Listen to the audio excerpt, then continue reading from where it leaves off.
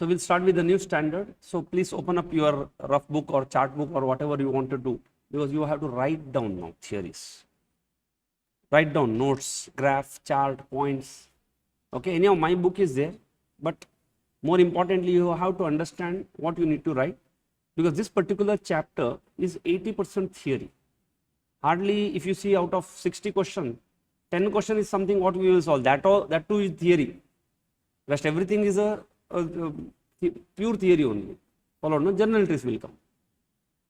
So calculations are limited here, but very important, because any examination questions you take after this standard has come, you see one or the other question, at least 5 to 15 marks question you are going to find from this standard. Followed, no? And again, my suggestion for this standard, if you know very well that you can solve this question, then only you touch this question from the standard. Otherwise, you don't touch this standard. You keep it late, because that's what I have seen in the exam also. What they ask you in the examination is totally different to the question, which you can give it a try at the end, not at the beginning, even though it looks very similar. Yes, so this is the standard which I love the most among all the standards on auditing. Beautifully designed. Before that, there was Ind AS 17, which they replaced and came with 115. And if you observe, all 100 series, which is IFRS series, are tricky and difficult. All your other series are IAS series, because there was something called IFRS and there is a International Accounting Standards. So when they combined both with the same numbers as it is. So when we say IFRS 1, it is Ind AS 101. When we say IAS 1, it is Ind AS 1. So we have got Ind AS, IAS standards up to 41. That's what we have got Ind AS 41. Then we stop, we take a break. From 42 to 600, we don't have anything. Then we start with IFRS 1, which is 101. So if you see, IFRS standards are the crux of our Ind AS. 109, 110, 115, 116, 103, 102. That's if you cover that IFRS, no, you are done. Other standards are like more like your accounting standards. We've already done that. That's what I'm trying to focus more on these standards first. With the 100 series we finish, no, I'm telling I'm done with this. Rest everything, no, it will move very smoothly. Now, in this all standard, this is my favorite. Why? Because I feel when I started to read this standard felt like Mahabharata to me. Vast. So much. And there is one similarity between Mahabharata and Ind AS 115. In Mahabharata, there are 18 chapters. In 115, there are 5 chapters. Now, is that similarity? No. In Mahabharata, you have got story within story. First of all, Mahabharata, there is one story. In that story, somebody tells one person another story. In that story, there is one more story somebody is telling to someone else. Very beautifully told. With that, they tell the principles. Here, we have got condition within conditions. If that first condition to fulfill, there are 3 conditions. In that third condition, one condition to fulfill, one more 3 conditions. And the beauty of this is, it is universal, students. One standard for all types of revenue. Ind AS 109, see, it is applicable for financial instrument. Across the world you go, financial instruments are financial instruments. But when it comes to 115, whether it is a simple tea sale on the roadside versus a complicated satellite sale, it's the same standard. It's the same logic. So if you have learned this logic, you travel by bus, you apply 115. You go to a mall, you apply 115. You start seeing 115 in and around everything. You come to my classes, you see 115. You go to anywhere, you see 115.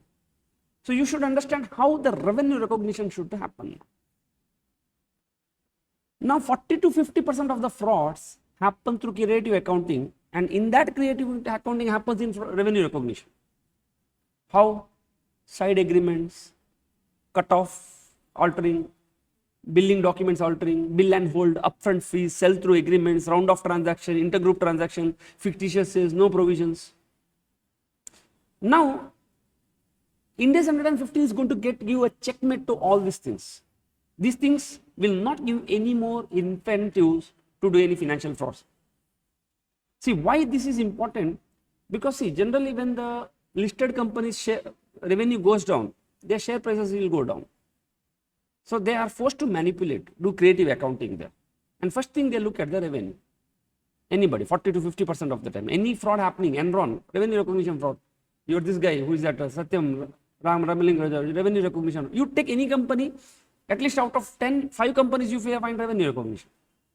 And there are a lot of loopholes. Now 115 has fixed everything. We are not going to study everything because it is Mahabharata only.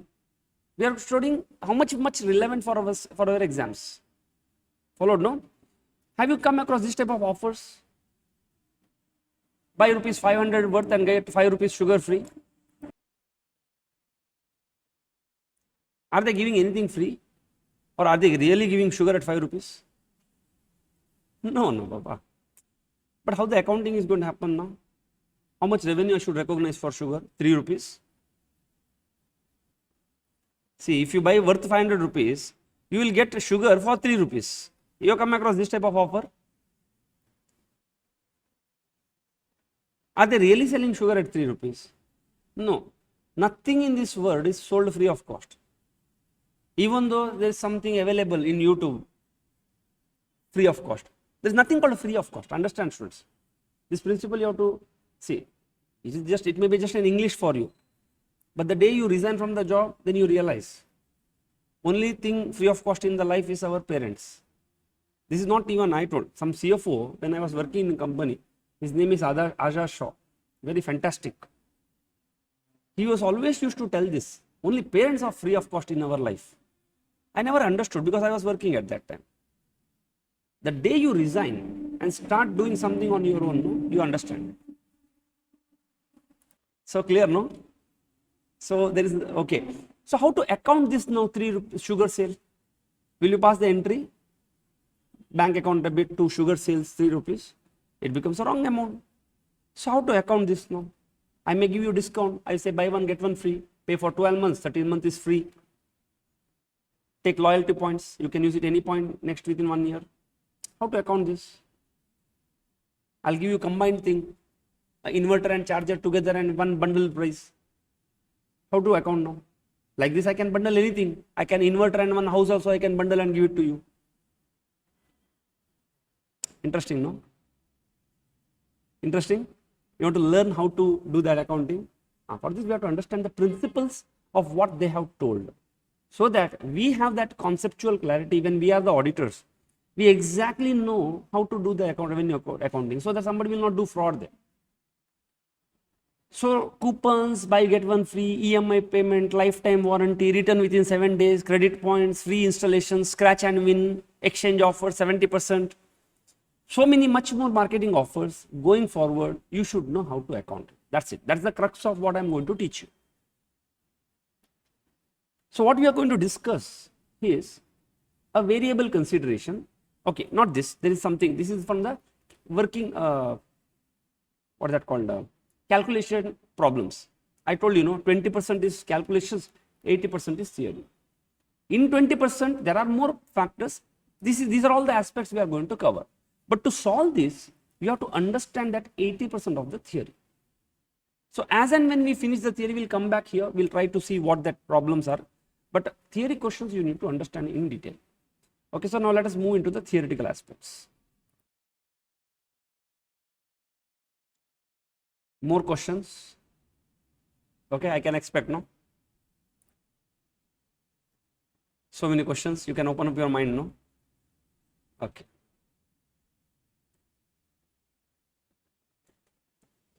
See, revenue recognition, so there are only 5 aspects we are going to discuss. Then after this, you go and check the study material. Or if anything is, definitely some things are left, but not much priority now.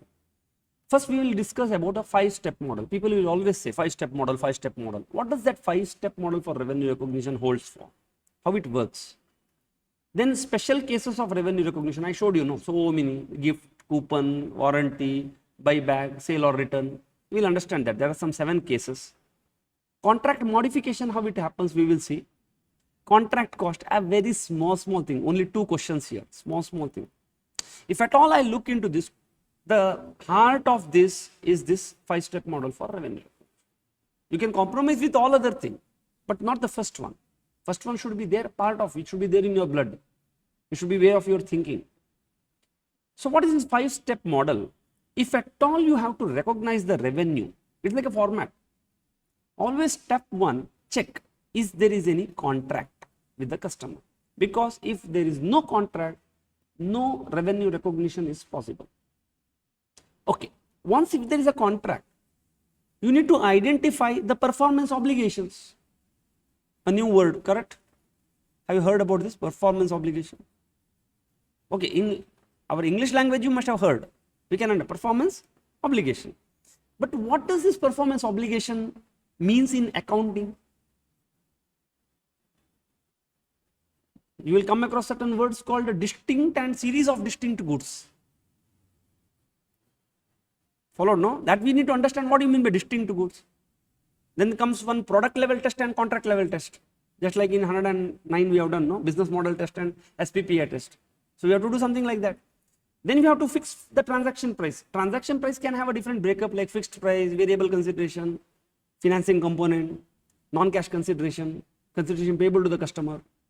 It's like a format. We have to see in any question, you have to go through these steps. Is it there? Not there, finish. See, you have got only one performance obligation, this step doesn't applicable. You have got 2 performance obligation, this step becomes applicable. And the last one is to recognize the revenue. So first step, identify the contract with the customer. A contract with the customer can be a written contract, oral contract or implied contract. Like you call one rickshaw guy, you wanted to come here, you stop one rickshaw, you get into it. Is there any contract? It's an oral, okay. That more than I can say something like this. There is one bus, you are standing at say one point, say Suratkal, this is Suratkal. You know that the bus last step is, only one stop is there and that stop is say Mangalore. You get up here, you sit in the place. Is there any contract? No. Conductor comes and next asks to you, stands next to you. You understand, these certain things are implied. Okay, chalo. This bus breaks down here. What is going to happen now? What is implied thing? Implied thing is whoever has taken money and agreed to deliver you to the destination, he has to make an alternative arrangement in some other vehicle. If that conductor is absconding from there, you are going to fire, no? You will put a case or whatever it is. Followed, no? So that's why a contract can be written. Generally in all big contracts, you will have in writing, or it can be oral, like rickshaw example. You just ask where you want to go, you tell this is the price. So it can be, or it can be certain implied like bus breakdown. We know that this is what is going to happen. Now, what is an accounting contract? The standard says that, look, you have to identify an accounting contract which exists only if the following 5 criteria are compulsorily met, all. So you need to remember when you used to use the word called and, when you have to use the word called or. If all these 5 conditions are fulfilled, then you can say step number 1 is complete. What is that? First, parties have approved the contract and committed to perform.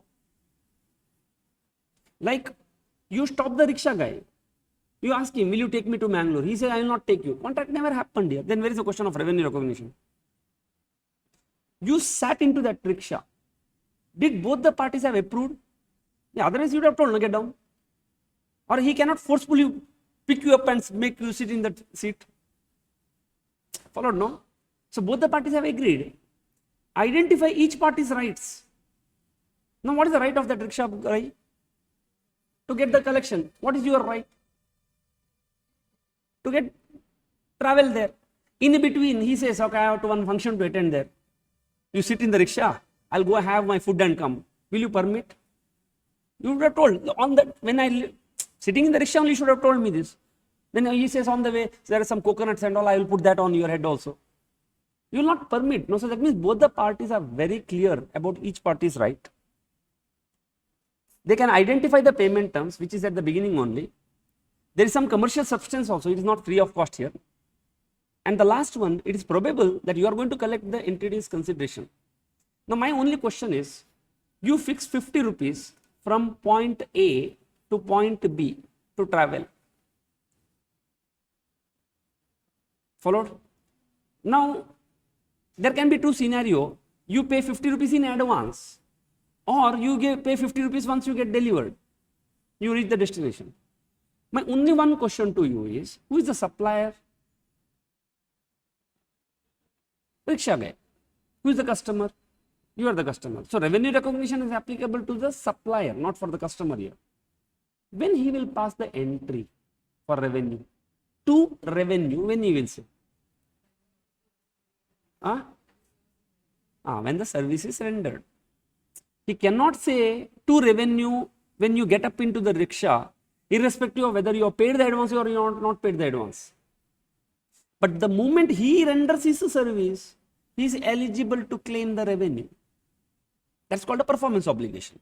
That's what we have to reach to the last fifth step now. Have you fulfilled your performance obligation? Then question comes, over a period of time or at a point in time. So there are so many conditions. I will repeat it again and again, so that it will permanently sit in your mind. You understand how to answer any examination question. So if at all a contract has to be recognized, all these conditions to be fulfilled. If all these conditions are there, yes, you say accounting contract exists. Else, no contract exists and no revenue can be recognized. For example, somebody gets into the rickshaw. By his way of looking only, he looks like he doesn't have a money. Followed, no? He gets down and says, I will give you tomorrow. Otherwise, when the rickshaw guy should recognize revenue? The moment he delivers the passengers to the destination, he has to recognize revenue. From that time, the amount coming becomes receivable. But this guy, who seems like 420 only, gets to the destination and say, I will give you payment tomorrow. Will rickshaw guy recognize revenue? No, exactly. That's what I'm telling you. It's all principles, Baba. He will never recognize. That's why they say that if you contract doesn't exist, don't recognize revenue even though you have fulfilled your performance obligation. Even though you have fulfilled your promise. But what if he has given me some advance? 20 rupees advance he has given. That's what there is one condition. Because this condition is not meant only for rickshaw people or for restaurant or anywhere. I told you, this is a universal for every single supplier in the world, irrespective of what they are doing. Applicable to me also, applicable to this college also, applicable to one big hotel also, one gun manufacturer. You name it, one travel agent, you just name it, it is applicable to universally everyone.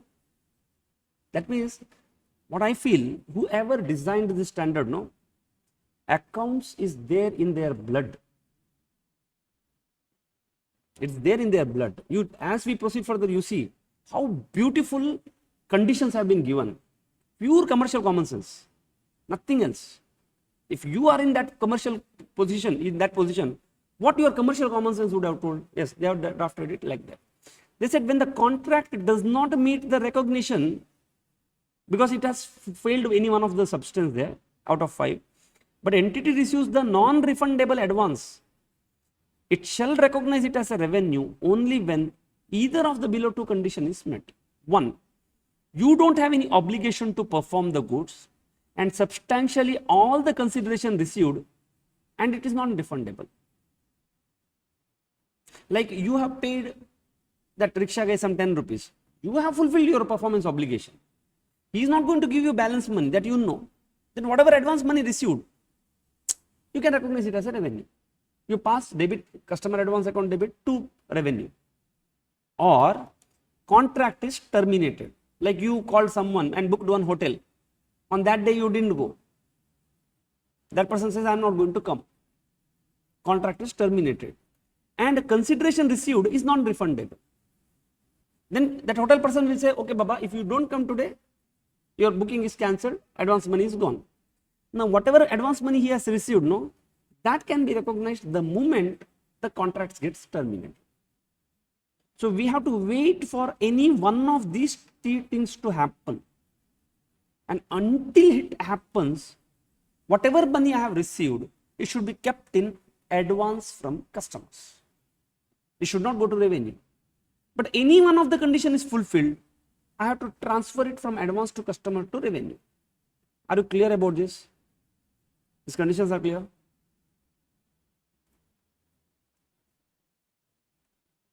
Any doubts?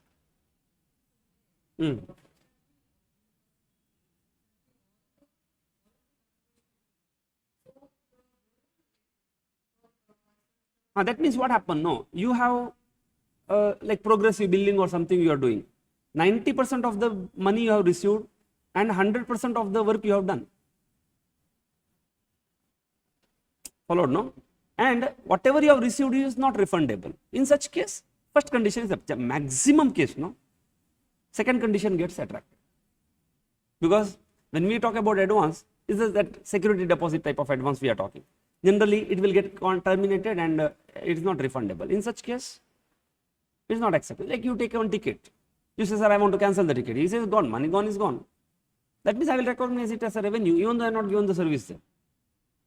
Understand? This is one instance where you are not given the service, or your service is reserving for somebody, no, that itself is your service. You reserved, no, for someone. When they paid you in advance, you reserved it for someone. That itself is the service. Deemed to be service. That's what when you cancel the contract, you assume that is my service and I have given my service. Okay, now you are ready for exam questions based on first condition so that we can understand and apply it better. Yes, you see how beautifully the question can come in the exam.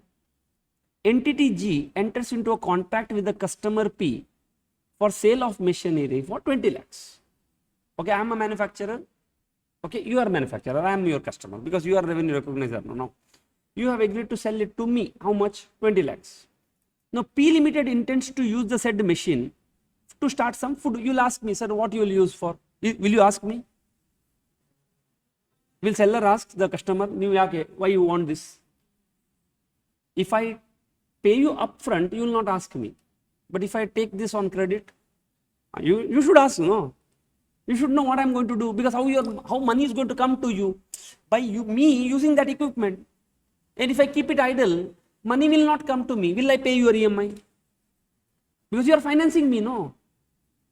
And every financer will ask, what is your source of income? Correct? So the food processing industry, now I say, sir, I want to manufacture some food items and all, I want to sell. You know, food processing industry is highly competitive, correct, no? You go outside, 10 hotels you will see now. 10 hotels you will see, one lane, 10 hotels you will see. That means how much competition there must be in the hotel business or food manufacturing. And I have got a very little experience. Now you say, sir, that is the danger. Selling it to me is a very dangerous thing. Okay, P pays a non-refundable deposit of 1 lakh rupees at the inception of the contract and enter into a long-term financing arrangement with the G for remaining 95%. That means 19 lakh rupees, 1 lakh you have to pay in advance. I'll give the machinery to you. And the balance 95%, which is 19 lakh rupees, you have to pay from where? Income from the food processing unit. Because I don't have any other income. I left my job. That's the only thing I have. Now along with me, you will also take risk. So now you have to think from 109 perspective. Have you invested in my company? And telling that it is a machinery. You may have to treat this as an investment and treat it as a capital, no? Capital contribution. Capital contribution can happen, need not happen only in equity shares, no?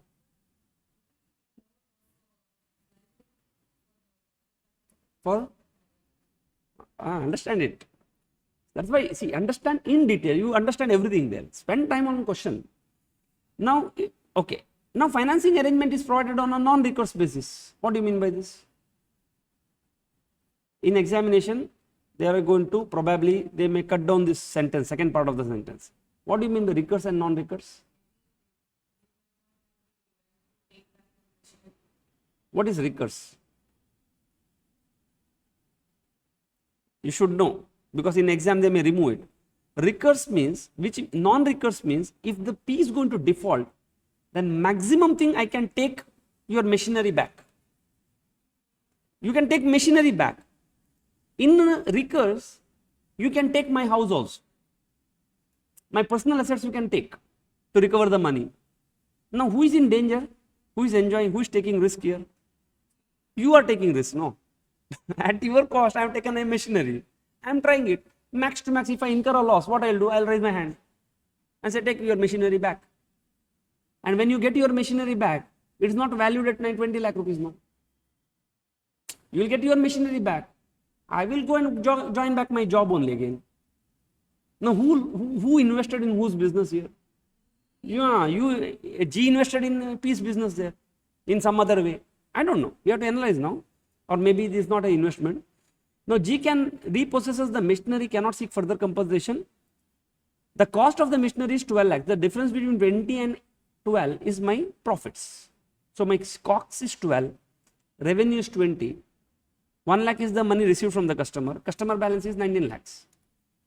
Now, P obtains the control when at the inception of the contract only. That is fifth step. The moment I deliver it to you, deliver it to me, I got a control. Now, who is using it? I am using. Have you fulfilled your job, your promise? What was your promise? You the machinery. You gave the machinery. Finish. Your side it is done.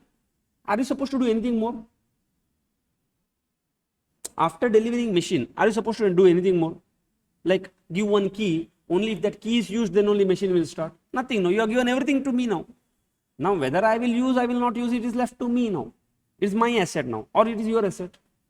If the key is with you, it is your asset. Because unless you give me the key, I cannot use it. Control is with you. But the moment you have given the control to me, you have done your side, whatever needs to be done. Followed? Now, when should G recognize revenue from the sale of machinery? As per 115, analyze. Lovely question.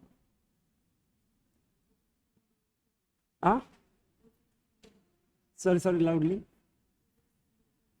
Deposits can be recognized. No, they asked you when should I recognize revenue? When you should recognize? The day?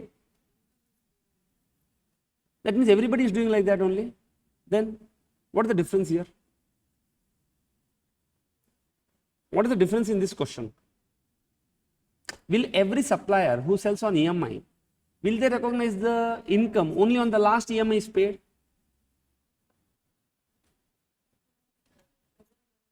Only the question is, when should I do to revenue? How much is my revenue? 20 lakhs. On receipt what? You mean to say every EMI when they pay, take it to this?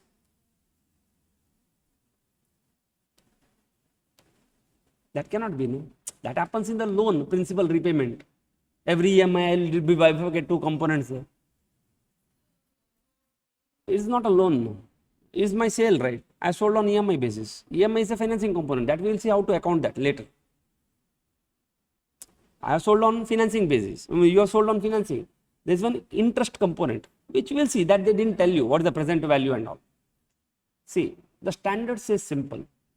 The day you have fulfilled your obligation, you have to recognize revenue. Simple. No other second thoughts there. On which day you recognized revenue? Which day you completed your promise? On the day you delivered.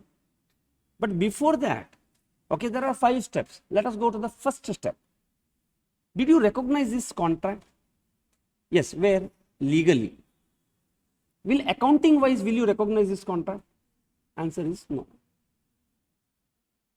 Legally there is a contract, but for accounting wise there is no contract. Why? Because to recognize accounting wise, 5 conditions should fulfill. Okay. First step, condition number 1 is what? Have they approved? Both the parties have approved? Yes. Second, identify. Both the parties know their rights and obligations. Yes. Third, payment terms are clear. Obviously, no. They said no. It says that there is an arrangement. They should pay. They didn't tell me the EMI part, but it is very clear to them. Fourth, Is there a commercial substance? Yes, no, this itself says your cost is 12, you are sold for 20, that itself says there is a commercial substance. It's simply not enough.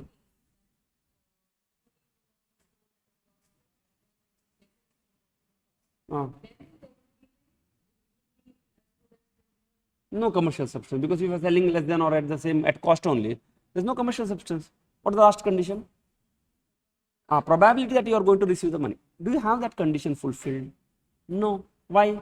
Because first point number one, you have the first very important, the source of income is dangerous here, because this guy will pay me only from this using in the food, and he has got little experience, not a problem, high competition. These two things makes the probability of receipt very low. Second, I am taking on non-recourse basis. That means if he doesn't pay, money is gone.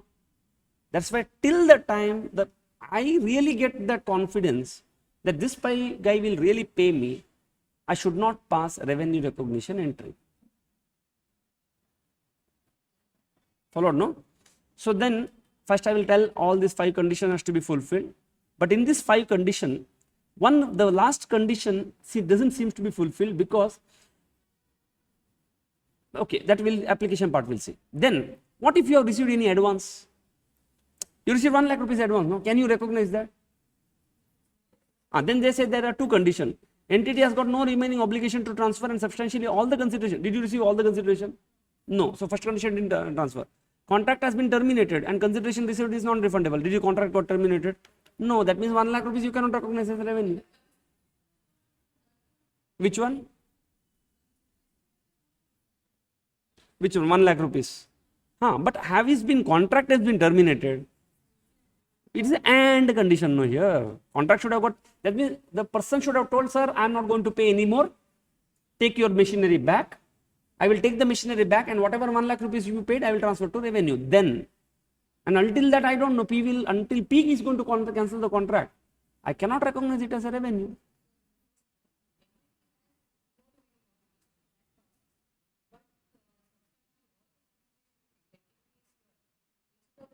%90% you would have received.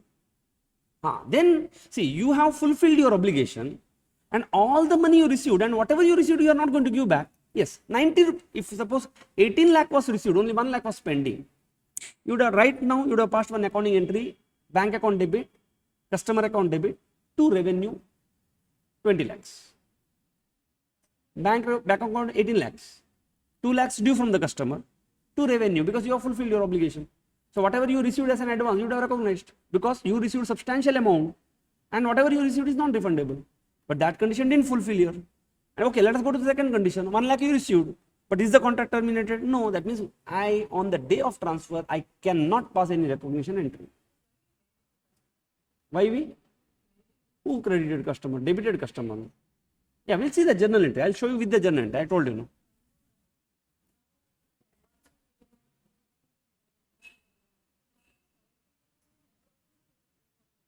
Which one? But then what you will credit now? Will you not account only? Then in bank reconciliation it will sit, no? No, it's a liability, no. Yeah, I understood. But till that time, till the contract gets terminated, you will keep it as a liability. And then you will reverse it. Temporarily it is a part of liability. Otherwise, double entry will not happen, no? So in the given case, P limited ability is uncertain, because you are going to pay, high competition is there, limited experience is there, lack of resources are there, financing arrangement is non-recourse. That's why you should not account any revenue, and 1 lakh rupees should be recognized as a liability. But every year you have to reassess. And the day you realize that P is going to give me money, that year you recognize revenue.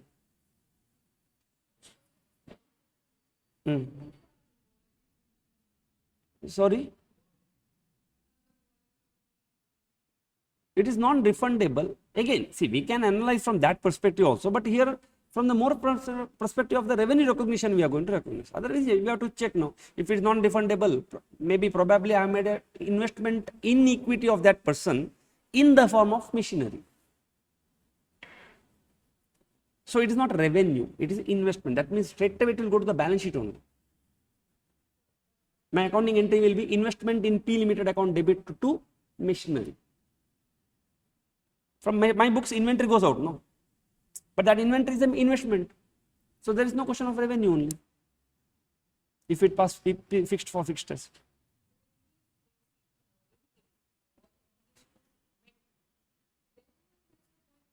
I can recognize. But here in this question, it is not met. No. We will focus only on this question.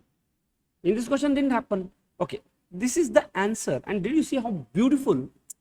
Seems only 5 points and 2 points of revenue recognition. Did you see how to apply that?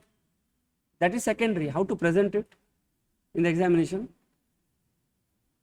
Followed, no? This is the beauty of this particular chapter. You have to write up to this theory. And you can get full out of full. Now, general entry they didn't ask you, but what you do on day one, you will debit bank, debit customer for full 19 lakh because you gave your asset to them, no? But credit contract liability for 20 lakhs. Yeah, maybe, see, they have not given as from my side, but something I should credit, no? Now, COGS to inventory I will remove. Inventory will go out. And inventory, I will say inventory right to return to COGS because I will recognize one new inventory with somebody else. My return, my inventory with the third party.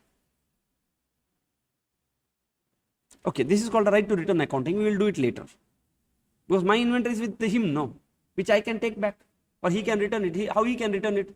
By not paying EMI, he can return my inventory back to me. That's what, no, it's little not so easy. It's a used machine, that's what. There are so many things, students. That's why ICA is giving a very compassionate, plain question to you. In reality, you have to break your head to it. But if you have not understood the basics, you can't understand the reality. Followed, no? Yeah, I agree your question, why it is a contract liability despite this thing. Because I have given, you have recognized a customer who is not your customer, no? Or you can say something, he is not a customer, I will tell you as further. It's a, yeah, he is your customer only because you have fulfilled your customer obligation, no? You have got a contractual right to receive cash. Do you have got a contractual right to receive cash? That is inventory, no? Because I don't have any machine, I am a seller. Machinery is an inventory for me. And why is a customer as per 109? Because the day I sell to you, I got a contractual right to receive the cash. But that cash is contingent. That's why I will recognize one liability also. I can assume it like that. Anyhow, you need not bother about the general entry. It is only for your understanding sake. This but what you need to write is this. Are you clear? This part is clear, no? Yes. So first, with the advance received, okay. That there are two breakup here. One is 1 lakh rupees advance received. 18 lakh is what customer you recognized, who may not give you back money. Sorry? It is recognized as an account receivable here. But he may not give you money back. Or it can say it is like a write-off or something like that. A provision you have created. Provision I can say. You have created a customer, but this customer may not give you money. What you will do?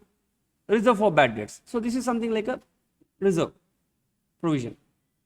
Anyhow, followed, no? In different interpretation. Only thing is the theoretical part you need to understand. So first part is very clear to you. I am very glad, very happy that so many questions are coming. Interesting, no? The standard. Please tell, okay, at the end, I love this standard. Because generally students tell I love 109 and I ask. But whatever it is, I always love this standard in all Indias.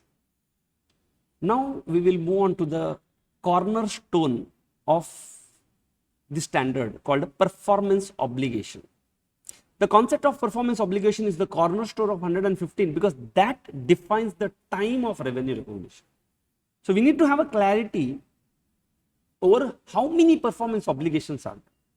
Is it one performance obligation? It's a bundle of performance obligation.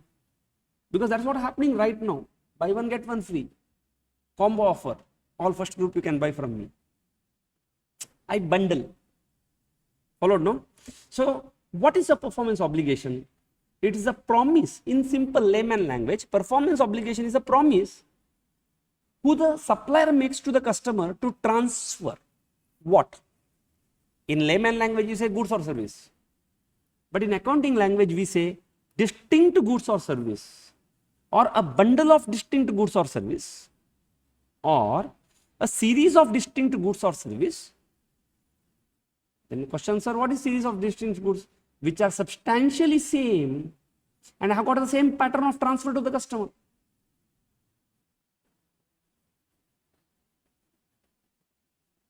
Distinct goods or service, okay, you must be clear. Now, what is the series? For example, monthly housekeeping service. You have got one contract. For next 12 months, everybody, the housekeeping should come and clean the place. For next 12 months, you have to give the GST return.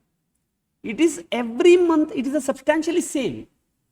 How much that housekeeping person is going to clean? Say 10 rooms. And they have got the same pattern of transfer to the customer. Now, what is pattern of transfer to the customer? We'll see it later. There are again some conditions there.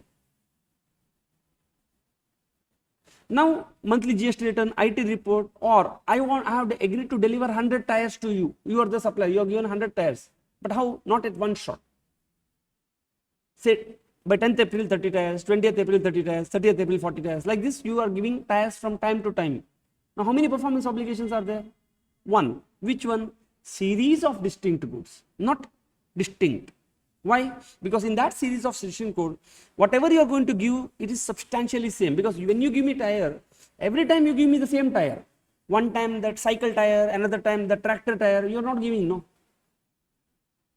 Then I say it is not series of distinct, there are two performance obligations.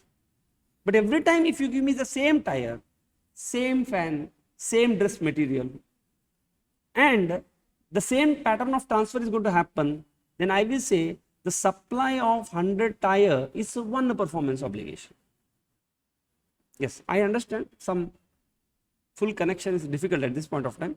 We'll proceed further. You supply the newspapers and the magazines. We can say something like this. Every day, what is the contract? Contract is to supply the newspaper every day for next 365 days. So, that every day you supply, it is a distinct or series of distinct? Series of distinct, because you don't have a contract to deliver 365 newspapers. You have got one contract to deliver 365 days newspapers every day. So, entire one contract is one performance obligation for you. But one day you have agreed to deliver newspaper, second day you have delivered to deliver the milk, third day you will deliver again newspaper. Then how many performance obligations are there? Two. One to deliver the newspaper, another to deliver the milk. Because what you give is not substantially the same. So, up to say first 6 months you give newspaper, next 6 months you give milk. That means in this one contract, there are two series of distinct. Now, why on earth somebody will do that? Go and ask them. This makes life difficult of an accountant, because somebody mixes it, bundles it. You want simple? Look up SL accounting. Do you want that? Look up SL accounting, first PC accounting. Tell management, don't mix. Have a simple transaction so that you pass one simple entry, customer account debit to sales. If you mess it up, like mixture, some khichdi, some mixture, almond and all, you add, no, as a bundle. Like you went to take one health insurance and you are given one vehicle insurance along with health insurance. You went to take something is added and combo offer is given to you. Or free, this thing, what is that called? Lounge in the airport. What you went to take health insurance and you are given free lounge there in the airport. What you are selling, what you are mixing and selling.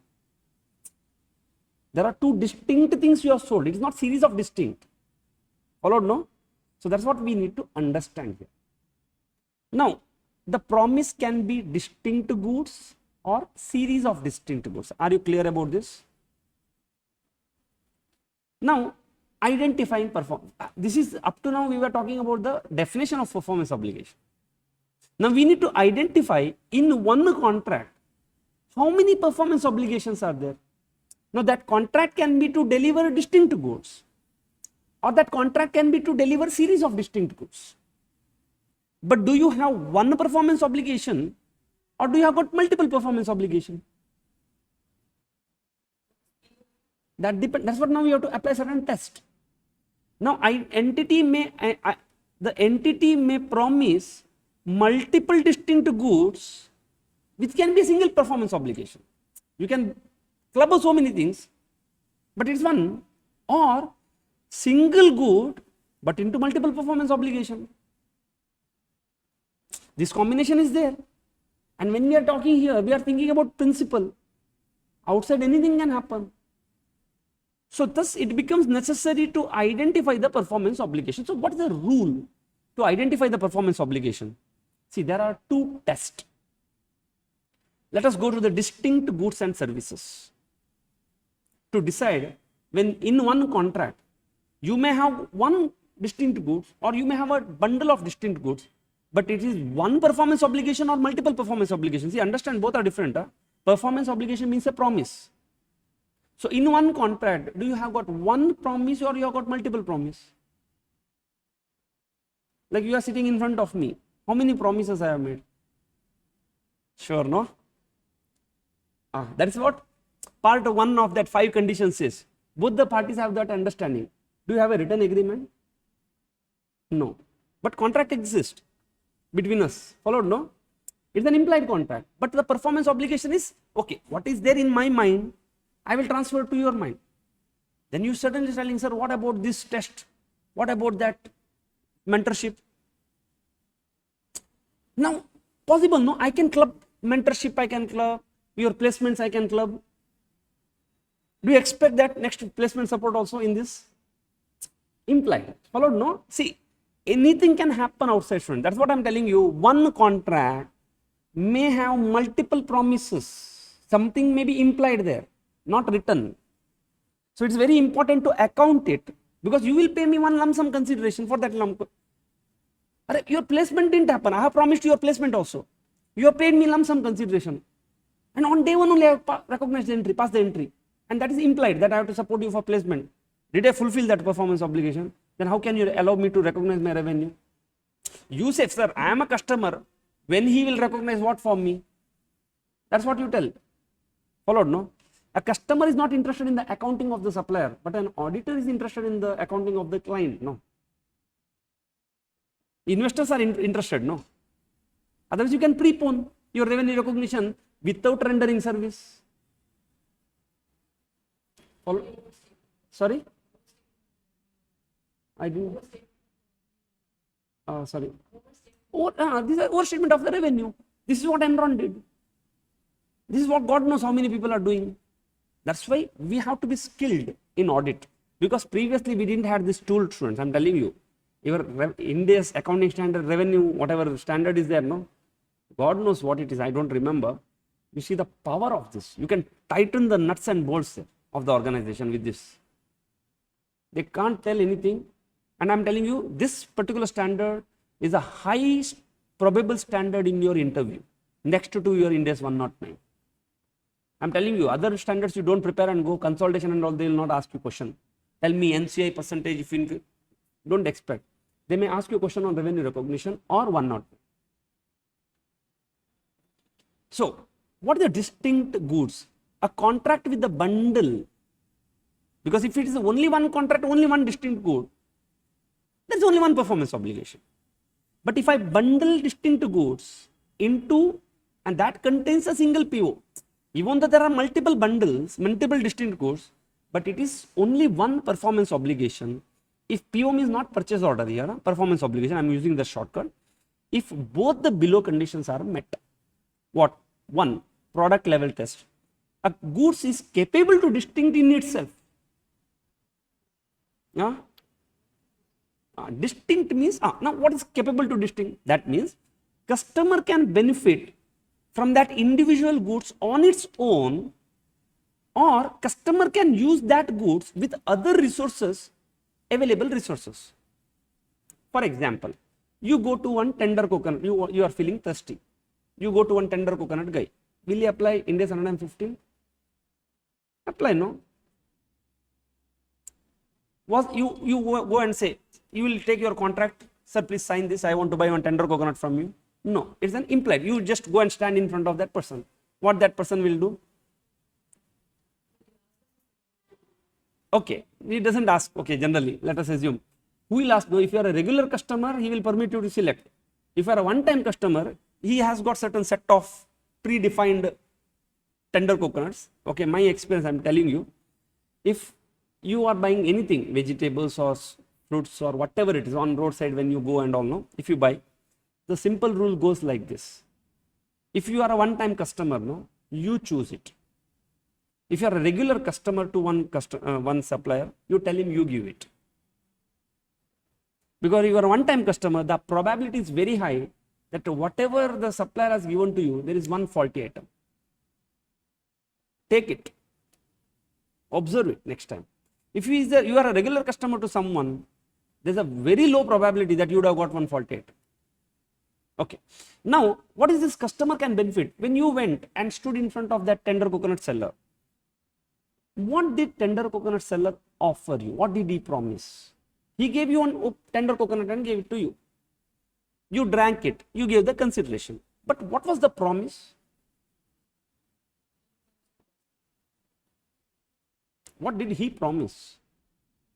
He promised three things, not one thing.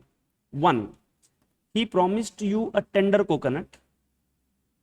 He gave you a service of cutting this tender coconut, and he gave you one straw. If you closely observe, that one contract has got three promises. When you go, will he give you one tender coconut? Togoli sir, take this. No, he will cut and give it to you. Cutting is a service, no? Putting one straw is one extra cost to him.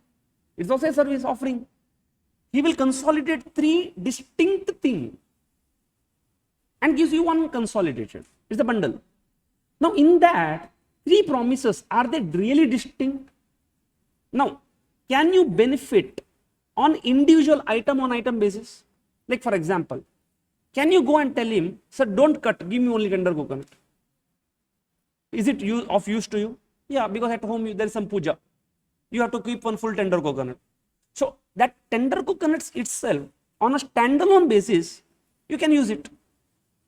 You don't want, can you sell the tender coconut to somebody else? You can sell it. That means that tender coconut on its standalone basis has got a utility. Can you bring one tender coconut, give this to guy and say, sir, can you cut this? Will he say, I will not cut? No. He will cut. Then you will take and they say, wait, Baba, Anna, come. I have cut. Is that cutting free of cost? No. He will ask you some money, no? Say 10 rupees you will give for cutting services. In fact, he gave you a discount there. He gave one consolidated price. Chalo, you have got one tender coconut, you have got a knife, but you wanted a straw. You go to him, sir, give me one straw. You take the straw, you put it and drink in front of him and go. Will he allow you to walk away? No. What do you say? Wait. Give me the 2 rupees for the straw. That means literally all the three components on a standalone basis is distinct on its own. That means you can benefit individually on your own, or you can use it along with other ready. You already have got a straw with you in your pocket. When he cuts and gives you this, you say, straw, don't want, give me, I can drink, or I can drink it like this. Will you ask discount? You should ask, no? See, if on a standalone basis, when he sells the straw to you, he will charge you. But when you say, don't give me the straw, should he not give me 1 rupee discount there? No, I'm just telling, Papa. You just, by then you open up your mind, then you understand this, what this standard is trying to tell you. What he does, he's going to consolidate. Now, at the product level, there is a bundle. Like you went to buy one car. What did you buy? Okay, I'll come to that example. Have you understood? Now, this is called a product level test. That means if you have to say, like there, how many promises are there? 3 promises. That means in one contract, to give you a cut, a straw put, whatever, tender coconut, there are 3 promises sitting. That means You say there are 3 performance obligations in one contract. Never thought, no? Like this, you have to analyze now, go in depth and figure out how many promises are there. Now you give one single amount. Then should he bifurcate into 3? This is what your supervisor also does, no? In one promise, he will give you 2 promises. 500 rupees worth you buy, 3 rupees sugar I will give. You cannot go and tell him, no, sir, give me only 3 rupees sugar, I will not buy 500 rupees. But are there 2 promises? Can you go and buy only 500 rupees, not asking sugar? You can do it. Or you can go and just buy sugar only, not buy other 500 items. That means, when somebody gives you a bundle, that bundle has got individual items, and individual items can be sold on a standalone basis. It is called distinct at the product level. That means if I apply this test, one promise has got 3 performance obligations. Okay. Then say and. See, your whatever contract, it is a single, provided if both the condition fulfill. What is the second condition? At the contract level.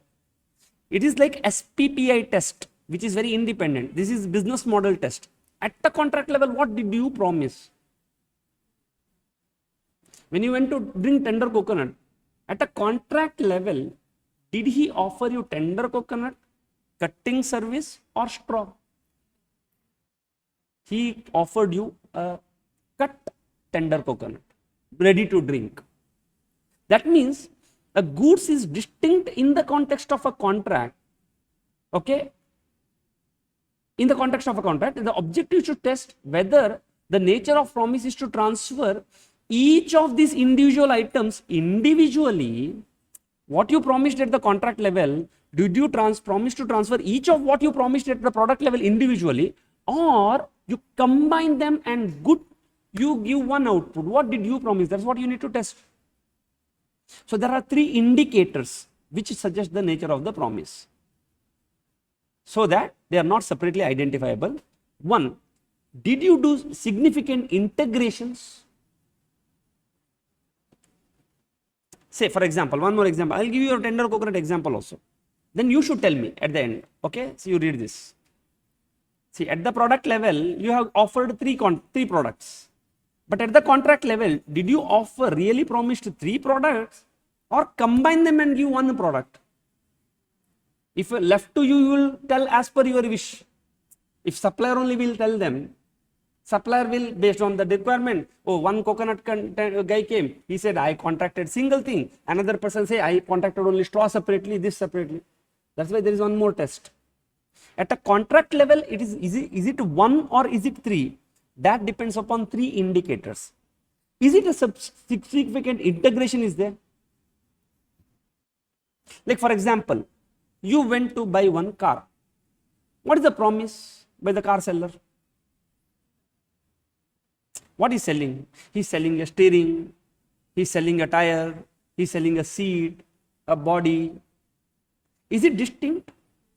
Yes, at each level, because you can tell him, look sir, I have got a recently purchased car which I got 4 tires with me. So give me this new car without tire. What that seller will say? Okay. Will he say, no, if I have to sell, I have to sell with the car only?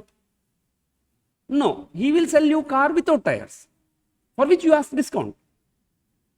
Because at the product level, everything is distinct, because I can use it along with my available resource, or I can use certain things readily. Like there is one stereo. I can use that stereo on a standalone basis.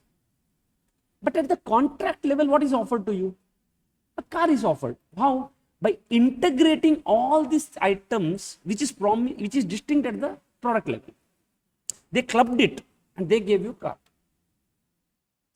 So promise is not separately identifiable, even though there are 3 promises or 100 promises which are distinct at the product level, but at a contract level it is 1 if the entity is going to integrate all those individual inputs and gives one output which the customer has contracted.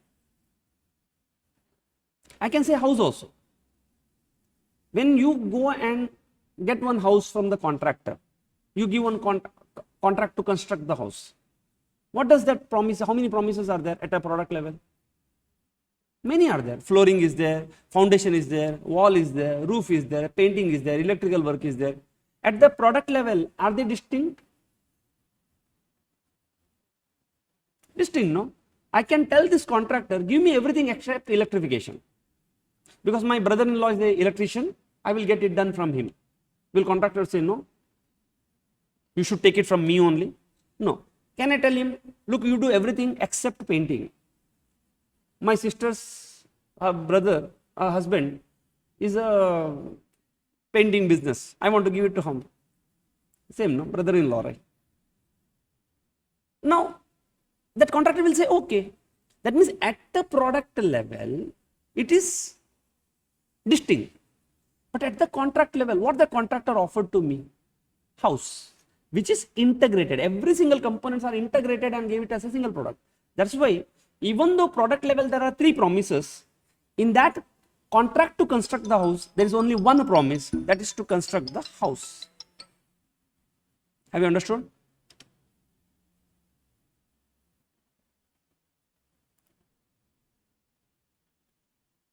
So, even though at the product level there are 3 services, since there is an integration going to happen, it is one promise at the contract level. Or, see, any one condition, it is a 3 condition, any one condition is fulfilled, you can say at the contract level there is one. But see, read the language here. A promises means n number of promises in a contract. Not separately identifiable, that means it is a single PO. Even though at a product level there are multiple promises, at a contract level if it is single, if the entity is going to integrate all those promised goods and services into an output which the customer wants.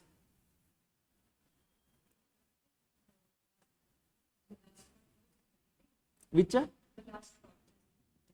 Okay, you want me to repeat this? See, the language goes like this. When the entity promises multiple goods, if you have promised only one good, only one performance obligation, whether you take at a product level, at a contract level. Like you are the tender coconut seller, you don't give cutting services, no straw there. Headache is there? No, you go. What he will give you? One tender coconut he will give you, he will pay the cash. There is no bundle of goods and services. So, there is no question product level test and contract level test. But when you give a bundle of services which are distinct at the product level, because something fails at the product level, it will not happen at the contract level also. Contract level you need not test. It is like SPPA test is failed, business model you need not test. So, a promises, like in my tender coconut, how many promises were there? Or in car, how many promises are there? More promises are there. Are not separately identifiable. That means they are not identifiable at the contract. Means contract level, I don't see 3 promises. I will see one promise if all those individual promises are integrated into an output. That means my promise is not that individual items. My promise is car. My promise is house. Because in that, the individual promises at the contract level, which is at a product level, which is distinct, are given as an output to you. Have you understood this language? Because you have to write it. Or customization or modification of goods is done. Like suppose I will sell you van with one kitchen. What I am selling?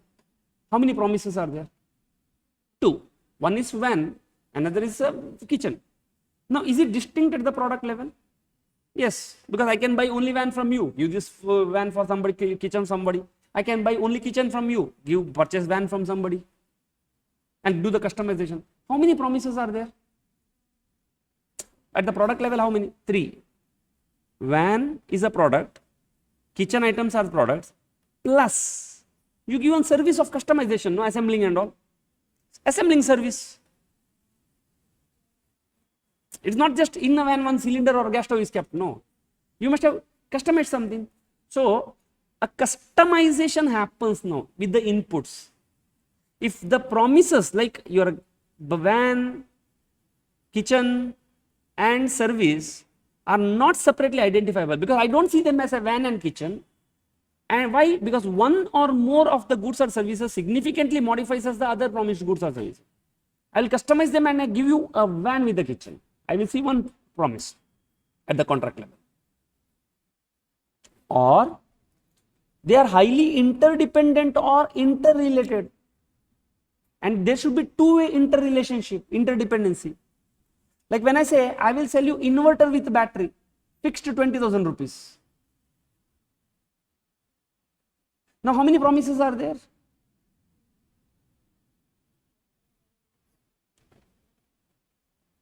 I will give you inverter with the battery, with the installation service and maintenance service, 4 promises. Now, promises are not separately identified. Is that 4 performance obligation or 1? Wait. In that, which is interrelated, interdependent? Inverter and battery are interdependent because without inverter, battery cannot operate. Without battery, your inverter cannot operate. But that is one way, no? See, you will have an inverter battery. You will not have maintenance. Is it okay? Yeah. You can have. But yeah, what you're telling is a one-way dependency. But when you talk about inverter and battery, there are two-way dependency, no? One cannot be used without another. But you can use inverter and battery without maintenance. That's why you say that inverter and battery is one because they are interdependent. Maintenance is another. That means in this, there are 2 performance obligations. Even though you have got 3 promises, there are 2 performance obligations. One, to sell inverter and battery. Why they are together? Because they are interdependent. Okay, I may sell you inverter and food coupons to buy the food from city center mall.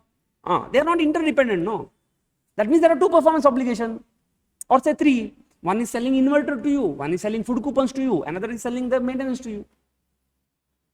I hope now you are clear. Interesting. Very interesting, Papa. For me, no, it just opens up the possibilities. Like just you start observing how many promises are happening outside, how many promises you encounter. Now tell me one thing. Okay, this is an example I showed you that you sell house, but there are so many promises at a product level. So for product level, there are 4 distinct promises. And contract level, promise is to deliver house which requires significant integration. Now tell me, at a product level, you had a tender coconut, cutting service and straw. At a product level, what you had? Contract level, what you had? A cut tender coconut. Is it highly interdependent, customization or significant integration? You can say integration. Any one point you can refer. Alternatively, you can say customization also because cutting services are going to customize this tender coconut. Now there is one machine.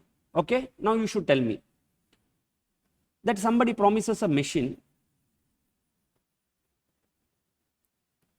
where you put say some, okay, no, forget it. It becomes a very, what is that called? Different example. Okay, there is one machine, okay. That machine is a so beautiful machine that you put paper from this side, you get currency from this side.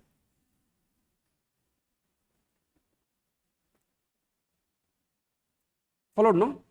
This is one machine, and this machine somebody agrees to sell to someone with installation.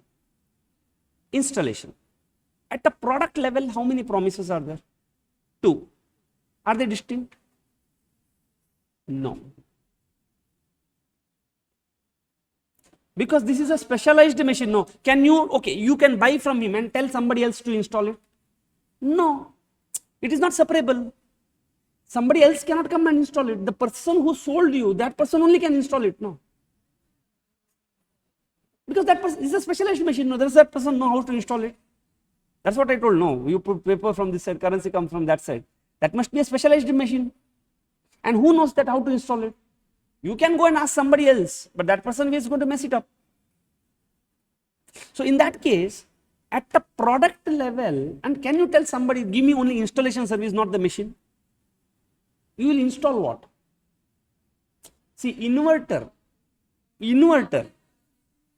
then you can install, and that too machinery I should buy from you only. Inverter doesn't work. I can take inverter from someone, installation from someone. That is why at the product level both are distinct. But since this is a specialized, your product also, installation also, I should take it from you only. So at a product level, how many promises? One distinct promise. What is that? Product with installation. At a contract level, no need to test. At a product level only, if you have got one distinct, contract level also one. But if at the product level you have got multiple distinct, then test at the contract level. Did you give one as a whole by integration, consideration, interdependency, or did you give you individually? Perfect? Understood? Followed, no? Yeah, chances of examination questions are there, but have not come till now. But it is a very important concept which you need to understand subsequently. Now, what is series? Now, we were talking about the distinct till now. What about the series of distinct goods? Like I will give you housekeeping services for 1 year. Now, in that housekeeping services, is month wise there are 12 performance obligation, or entire year is one performance obligation? Again, it's not as per our wish. No, there should be some condition. The condition says that a contract with the series of distinct goods contains one if it fulfills two conditions. One, each distinct goods in each goods or service distinct series is satisfied. Each distinct goods or service in the series. That means every month is a distinct, and it should be satisfied over a period of time. Now you will again ask me, sir, what is over a period of time?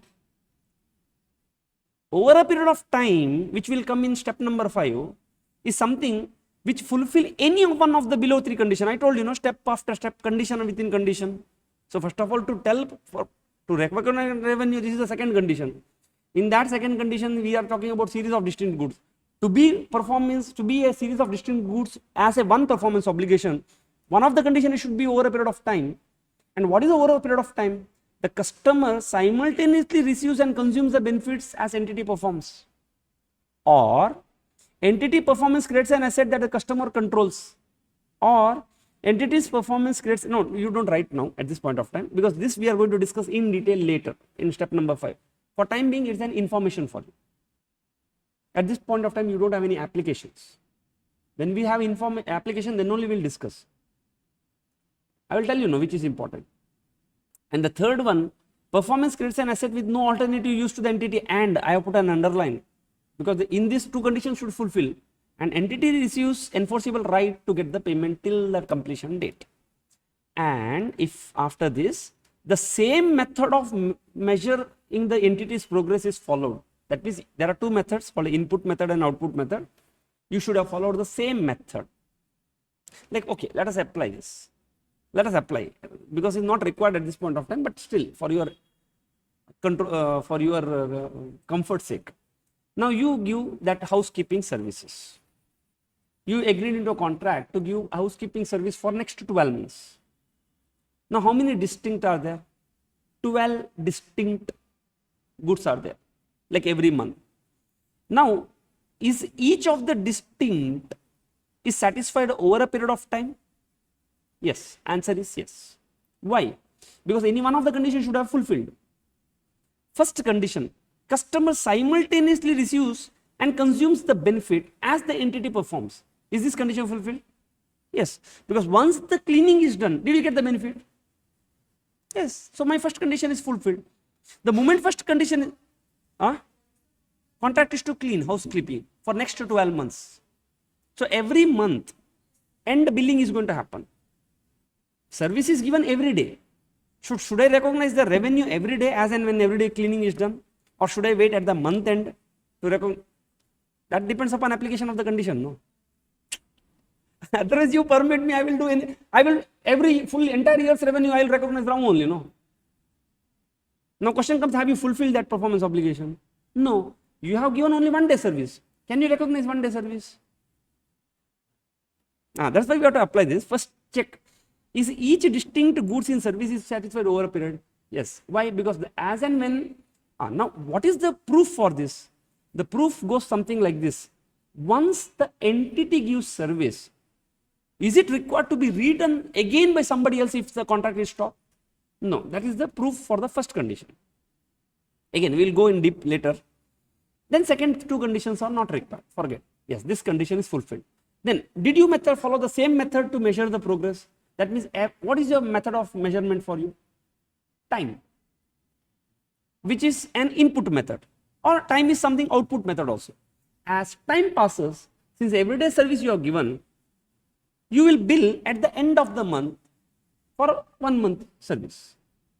So, if you have followed the same method of billing and the performance is satisfied over a period of time, then entire 12 month is one performance obligation,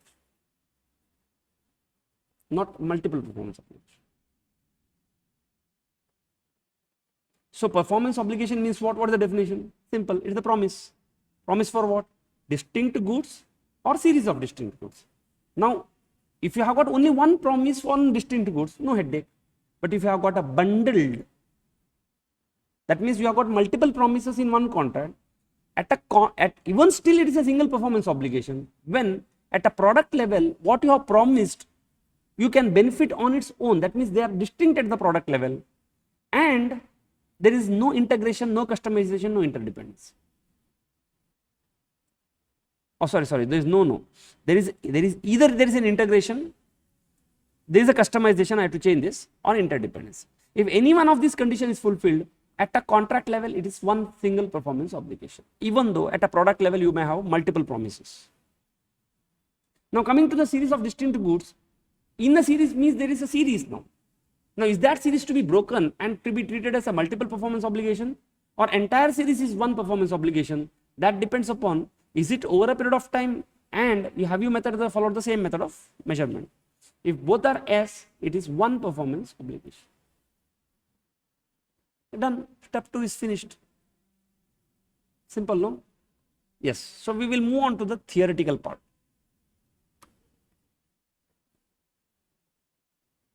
Let us try to understand the theoretical questions, and you have to answer me because this is an application. A construction service company enters into a contract with a customer to build one water purification plant. The company is responsible for all the aspects of the plant, including project management, engineering, design, site preparation, procurement of the pump, equipment, testing, water installation, integration of all the components. Now determine whether the company, because the company is a supplier here, is having a single performance obligation or multiple performance obligation in the contract. How many? Sorry? Yeah. How many performance obligations? First you tell me yes or no answer. Sorry? Multiple performance obligations? Okay. Let us check first. Yes, everybody is having same opinion. One.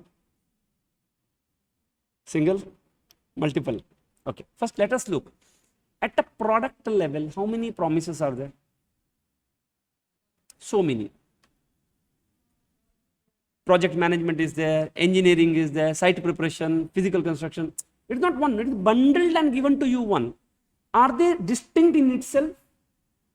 Can you tell this construction company, sir, engineering and design service I don't want. That I am already having. Do all other things. That means at a product level they are distinct. But at the contract level, what did you offer? Water purification plant. No, or did you offer individual items? No. Why? Because they requires one integration.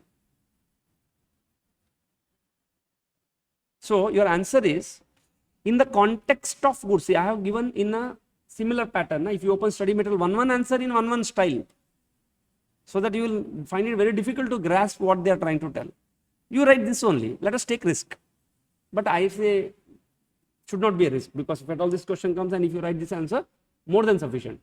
You should tell at a context of a goods or service, they are distinct because you may able to benefit from the own or together with other resources. That means you have got one in-house garage or some in-house team. If the contractor gives you up to certain things, balance you can take over. You can benefit on its own. They have given only design. Can you benefit on its own? Yes, you can sell that design. Some other customer who want to establish a water purifier plant, you have got design in your hand, you can sell them. However, in the context of a contract, they are not separate because there is an integration, and finally what is offered is a single asset called a water purifier plant. Therefore, there is a single performance obligation. This is your answer.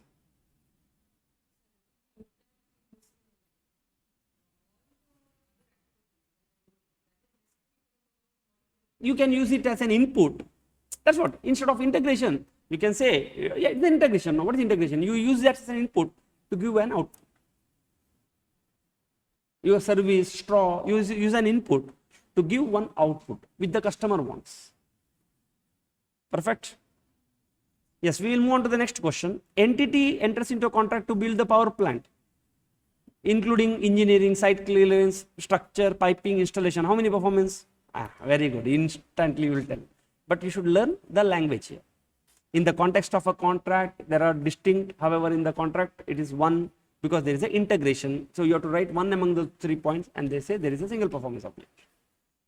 Entity A is a specialty construction firm with the B entered to design a multi-level shopping center with the customer parking facility in sub-level underneath the shopping mall. So what did you promise? You said, I will construct one shopping mall to you. There at the basement, I will give you car parking service also. You say, sir, car parking and shopping mall is one. No. But the contract says both are different. Because they say that the moment car parking is done, I will start recognizing revenue on that. Or I can stop, no? After car parking, can I stop? So that the mall can be constructed by somebody else? Possible, right? That's what we have to evaluate now. The design and construction of the shopping center and the parking facility involves multiple goods and services from architectural construction, engineering, through procurement, installation of the material. Like what I promised you is a designing of the mall, construction of the mall, and giving you parking facilities. This has got so many sub products, like I had to procure the cement, steel, cleaning, leveling. Several of these goods and services could be considered as a separate performance obligation because entities A frequently sells services of such as architectural concerning engineering services on a standalone basis to third party based on the third party design separately. That means if somebody comes to you and says, sir, I don't want construction, can you design one mall structure to me? Yes, I'll say, give me 5,000 rupees, I'll give you one drawing. Because I'm an engineer. No, you say, you only construct, sir. Okay, I'll construct it. So I will, when in construction, I will give you design also, I'll give construction also. That means on standalone basis, or this architectural structuring, consulting and all what I'll do, no? I do it on standalone basis also. Entity A may require to continually alter the design of the shopping center. So when the construction is going on, I may have to change the parking facility and structure alter continuously. Because suddenly customer comes and says, sir, I don't want the door here, I want the door at the top there. Now if I want the door there, then I want one ceiling, one stairs also. Now the structure will change. Simply I cannot give the structure, one stairs, no. First I have to go back to my design and see where the pillar comes there, where the lintel comes. Otherwise one day this building is going to collapse there. So this necessitates going back to my original drawing and changing that original drawing.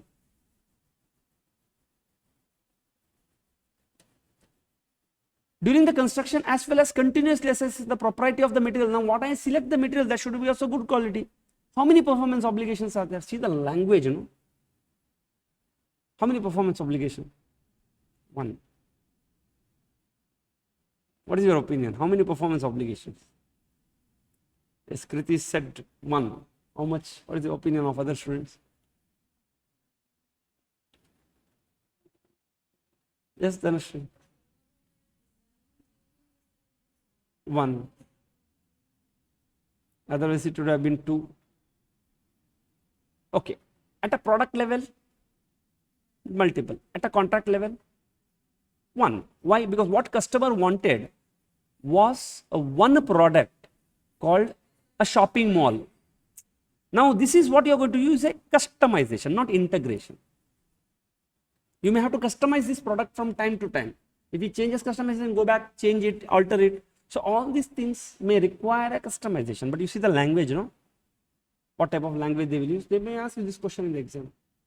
Again, I am maintaining the same format in the context of goods, in the context of this. An entity provides a broadband service to the customer along with the voice call service. Broadband is an internet. Voice call means telephone. Customer buys for this you need a modem. Customer buys modem from the entity who gives broadband and voice call service. How many promises? 3. One is modem, only modem is there. Internet connection is closed. No, Baba. Modem is very important, which is a capital investment. Internet broadband service is a monthly recharge. You want call service? Yeah, I'll give you one more SIM. That also you have to recharge every time. SIM doesn't cost you, but every recharge will cost you. The installation active, the customer can get the connection from the entity, modem from any other vendor. It's not that if the service of broadband I have to get from you, equipment also I should get from you. It's like, see, mobile phone. Does your mobile has got internet connection? Yes. Who gave you internet service? Airtel. Is the Airtel told you that use my mobile only? And that's what they are trying to. Modem is like a mobile phone. Broadband services are like your internet services. Sometimes your internet pack expires. Will you continue talking? That's a voice call service. Understood, no? So how many promises are sitting there? Okay. Now, it requires limited effort and cost involved in almost insignificant. The installation activity, nothing. SIM only, you can only install there. But that means installation is not a separate product here. We need to consider, because otherwise you say 4 promises. They say installation is insignificant. It has got various plans where it provides either broadband services or voice call services or both. It will give you a bundle. Are the performance obligations under the contract are distinct? At a contract is distinct. See, be careful the language. Did they ask you at the product level, are they distinct? Product level? They didn't ask, but I'm asking. They are distinct. At the contract level?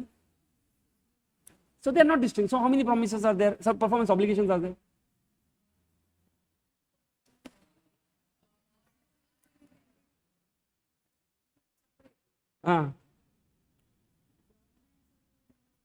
Voice call is different. So how many performance obligations?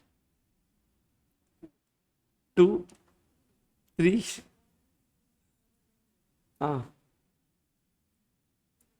3 performance obligation. I want to get your opinion. 1 performance obligation. To have 1 performance obligation, how many distinct goods are there? 3. That you are very clear. Then at a contract level, to see whether there are 3 or 1 or 2, you have to see, is there any integration? Is there any customization? Is there any two-way interdependency? That's what you need to evaluate. So if you see there, in the context of goods, yes, all 3 are distinct, because either you can use on your own, you can use a third party.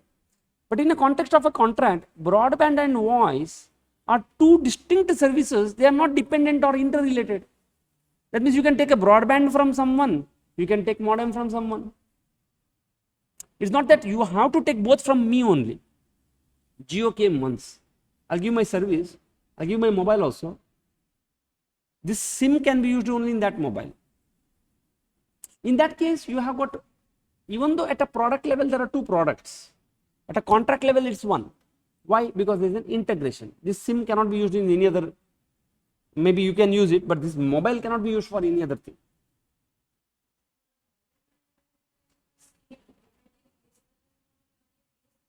That is in real life. Here in the problem they said, no, we have to go in what they sell in the product. They said very clearly, it has various plans where it provides broadband service or voice call services or both. Okay, and however customer can get the connection from entity and modem from third party. That means at the product level, there are three, and at a contract level also, I didn't tell you I will customize and give it to you one, no. So there are three different services at the contract level also, broadband, voice and modem, because modem is recognized at a point in time. The moment you deliver, you recognize revenue. I will charge single price. For all the three, I will give you a bundle, charge single price. But I should recognize revenue modem when modem is delivered as and when it is given, no. When should I recognize broadband and voice services? As and when I give the service, as and when the time passes. Whether you use that broadband service or no, that is left to you customer. But if I don't do this, if I don't bifurcate into three distinct services, the day you install, full amount of revenue you will recognize, telling it is one performance obligation, where your broadband services are not even rendered.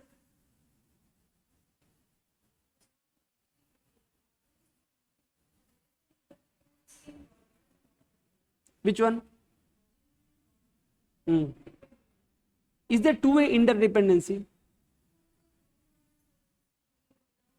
Okay, yeah, I understand. Broadband services and modem, you are telling it's one performance obligation. But wait. At the products we have to see. You have to see, when you are providing, okay, you are the one who is providing. You gave three items called a broadband, voice and a modem.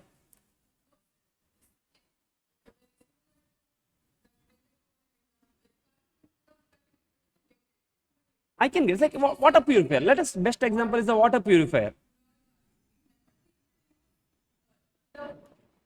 No, we'll talk about the water purifier. What is offered at the contract level? A water purifier plant, but it has got individual items. Now, what is offered here? You say internet connection, but that is what internet connection is offered. But at the sub item level, now I see that there are three promises. Is there any integration happening? No, because I can take anybody from anyone. If something is there customization happening? That I will use this SIM and customize this so that nobody else can use it, or the way you wish I do it. Now, interdependency I need to check. This is your confusion. Now, is there any interdependency between any item? Like, say for example, modem is dependent on the broadband services, or broadband services dependent on modem?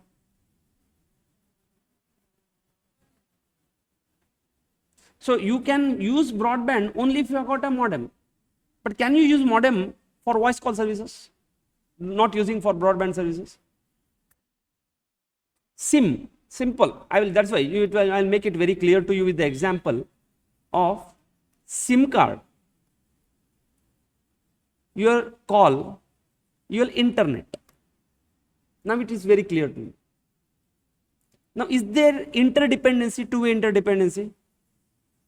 Now, internet depends on SIM. Does SIM depends on internet? No, because SIM, you can use it for call. Perfect. Interdependency, it should be two-way interdependency. That means I cannot use one without another, and both the sides. Inverter and battery. If I have to use battery, I should have inverter. If I have to use inverter, I should have a battery. Say for example, battery, I can use it for other purpose also. I am telling you just example. Two-way means it is one. That means if there was, for example, if modem and broadband were two-way interconnected, that means if without broadband I cannot use this modem, then I would have said broadband and modem are one, voice call is one. Because at the contract level, item level there are three, but in the contract level, for one of the bundle, there is two-way interdependence. That's why it is one.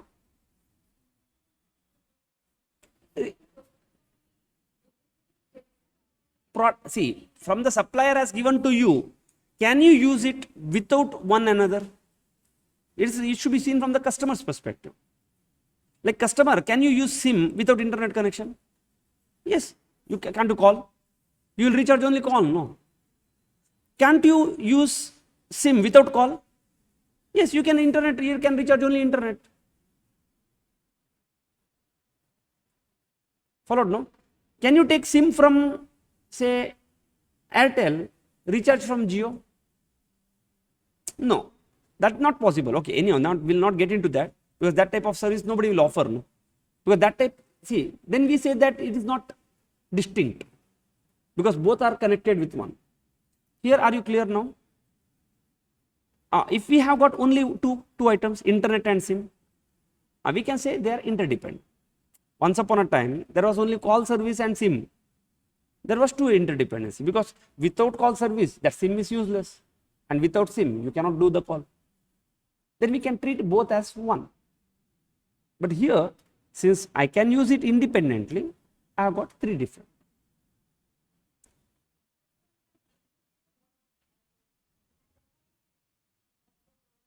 That's what they said, no. That's what they said, no. Customer buys modem from one entity, they can get connection from another entity. Like if at all that day comes where I can take Airtel SIM, I can recharge Jio's. You don't say not possible. Huh? If that day comes, porting is done, no, today, see. Porting means I can just shift. So tomorrow they may say, hey, why you want to port? No, you use it. So things may change, followed, no? Okay, next question, but I hope you are getting better application of the theory.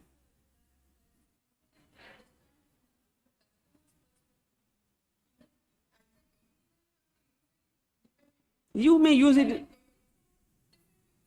but question comes at a contract level, what I offered to you. I didn't offer you one product, no. If you can get it from others, different. So next question, this question is highly probable because 2 times it appeared in MTP, never it came in the exam. MTP means the probability is very high. Or they may ask you similar question which is there in the study material. Telco entered into 2-year contract with the internet service customer C. C also buys a modem and a router from T. Ayo, what all the things you buy? Telco 2-year contractor with the customer. Now telco is the service provider, supplier for whom 115 is to be applied. Now you buy a modem, router and obtain internet service. And obtain the title to the equipment. Now T, that means customer gets the right. Once you buy the router, who is the owner of the router? Customer, because you have paid the money for that. Now T Limited does not require the customer purchase to modems and routers and will provide internet service to customers using other equipment which is compatible with my network. You have purchased BSNL router and come to Jio, sir, can you give me connection? I say, if that router is compatible to me, yes, you can use it. That means individually they have got a standalone functionality. There is a secondary market in which modems and routers can be bought and sold also for scrap value. That means individually, see, it's like this. You will ask me, you asked me some time back, Darshi, that what I can do with the modem without internet service. Simple. I can go and sell this router in the scrap. And scrap is good. I'm going to get better than the scrap value. Why? Because somebody who want to Jio connection need not to buy Jio router from them. They can buy Jio router from me. That means on a standalone basis, the router has got a value. Understood, no? Why that router or modem? Sometimes we are trying to connect. Oh no, this router I cannot use unless that connection is there. No, I have got a benefit. How? Sell this router to somebody else. No, that itself is standalone benefit. Determine how many performance obligations are there. 3. Followed, no? So you have got 3 performance obligation: router, modem and internet services. Why? Because there are no significant interpretation, no modification, not highly interdependent. Customer can benefit on its own at the contract level, at the product level. Entity is a software developer.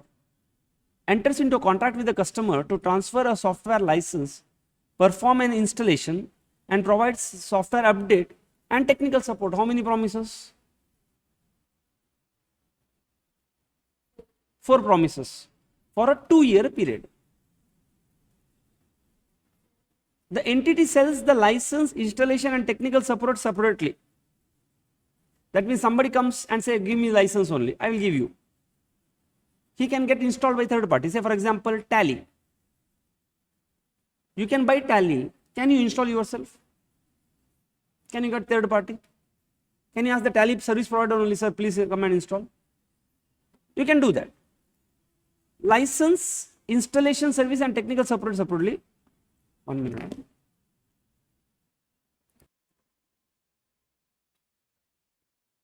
The installation service includes changing of the web screen for each type of the user. Now when you have given installation, see first of all, what all the things you give? You give software, license, installation, support and update. Now when you give installation, you are going to modify the license now. The service is to change it as per your requirement, like marketing, inventory management, information technology. Installation service is routinely performed by other entities also and does not significantly modify the software, but it's small, minor, some here there changes. The software remains functional without update also. Is that not required that update is required, without that it will stop working. And even though you don't have a technical support, fine, you can manage it yourself. Now how many performance obligations are there? Okay, for this product level, how many promises are there? 4. Now at a contract level, are they integrated and given as one product? No. So that means there is no significant integration. Is there any customization happening in between? Yes, there is a customization happening in between, but it is not significant customization. It's a small minor customization. And all these 4 are individual, like distinct, because I may take support from you, I may get update from somebody else, I may get installation from you, software from someone. The last one is there any two-way interdependency? No. That means I can work with this without this. I can have, there is a dependency here. That means update depends upon license, but license doesn't depend upon update. That means there is only one-way dependency. Therefore, I say that contract at the context of goods and services being benefit entity can regularly sell separately and all. However, the contract level, your installation does not significantly modify. Like one by one you see, they are not integrated and given one product. There is no customization and it is a very, does not highly customization and not highly interdependent also. That means there is no two-way dependency. License and updates are dependent. You cannot have an update unless you purchase a license. But you can have a license but without any updates. That means there is only one-way dependency. Customization was there. If it is a significant, then you would have told 1. So we have got 4 different performance obligations at a contract level. Are you clear? We will go to the next question, which is very similar to this, which should answer your doubt. Entity is a software developer to transfer a software license, perform installation service, same, just now we discussed it, and unspecified the updates also, technical service. The entity sells service, technical separately. That means all 4 are independent. The installation service includes changing the web screen of the market, and the contract specifies that as a part of the installation service, you have to customize the software significantly so that certain new functions will come. The customized installation service can be provided by other entity also. Customization could have been done by somebody, but your license and your software are significantly customized. The software remains functional without update and technical support. How many performance obligations here? 3. Okay, at the product level, how many promises are there? 4. License, installation, update, support. But at the contract level, 1. Let us go, is it all these things are provided as 1? No, that test fails. Second, we will see into customization. Is there any products which are customizing each other? Yes, we see that the license and installations are customized. Tech support? No. Updates? No. Is there two-way dependency? No, there is only one-way dependency, because license and this are one-way dependent. License, without license, updates no meaning, but without update, license can operate. That's why Otherwise, what I should have done? No, if there was a two-way dependency, even update also should have been part of the license. I say there are only two performance obligation.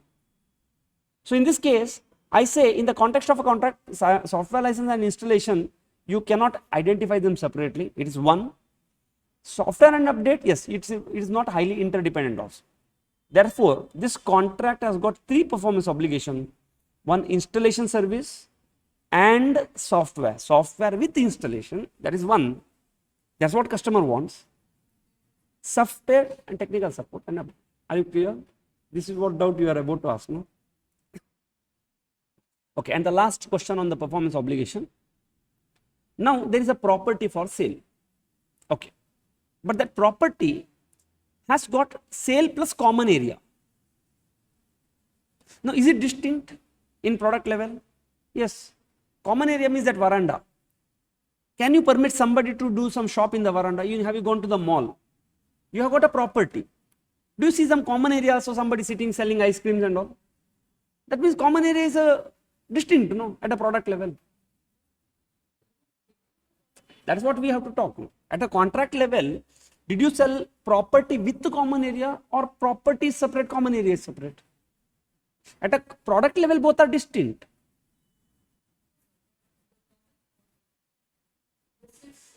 Interdependent. Because without, if you want to access the property, common area should be there. Or property cannot exist within a common area. I can say at a contract level, it's one. Construction service and building material. It's one. No, your house is not different from this.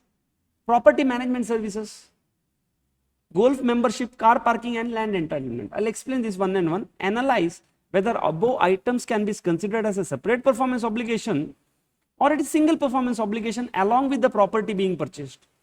Like along with the property, you may purchase golf membership also. You may buy car parking also. You may buy land entitlement. Land entitlement means if you have got one flat, this flat is constructed on 10 cents, 10 buildings are there. Like I will make 10 portions. Every 1 cent, one person is the owner. So that I can pledge that 1 cent and take loan. That means my house is 10 cents, but my land entitlement is only 1 cent, because along with me, 10 more flats are there. 9 more flats are there. Followed? No, this is called land entitlement. So I may buy a property along with the land. Otherwise, that guy may say, you are the owner of only that property, not the land. Land belongs to me. Possible, no? The owner, the contractor may say, what I am selling to you is only property, not the land. Or are you entitled to full 10 cents land? No, your portion is only 1/10 of that land. So what the contractor is selling to you? That's what. Is this both a different performance obligation, or property and land is one? That's what we need to discuss. So you say that at the contract inception, you need to evaluate whether it is distinct and performs a separate performance obligation. So customer can benefit on own or together with other resources.